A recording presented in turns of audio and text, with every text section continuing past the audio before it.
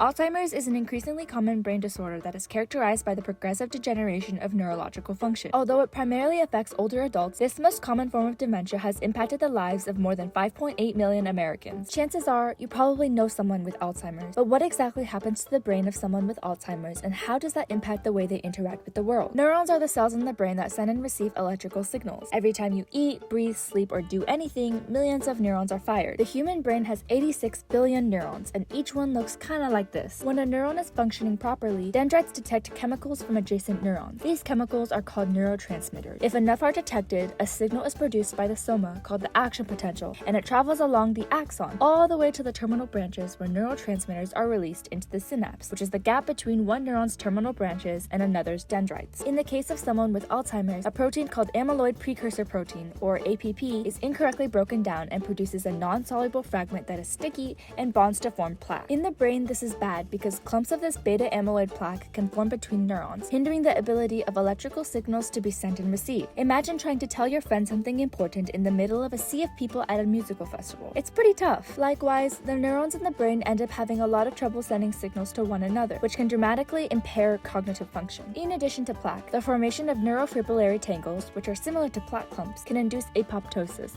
or programmed cell death. The combination of reduced neuron signaling and increased neuron death is why common symptoms of Alzheimer's include memory loss, poor judgment, confusion, and more. As a result, brain shrinkage is accelerated so that an Alzheimer brain may weigh up to 10% less than a healthy one. Currently, there are medications that can help treat Alzheimer's, but unfortunately, a cure has not been discovered. In recent years, several foundations, such as the Alzheimer's Association, have dedicated their resources to seeking a cure for the disease. Consider supporting such foundations by donating or simply raising awareness in your community so that one day a cure for Alzheimer's may be found after all.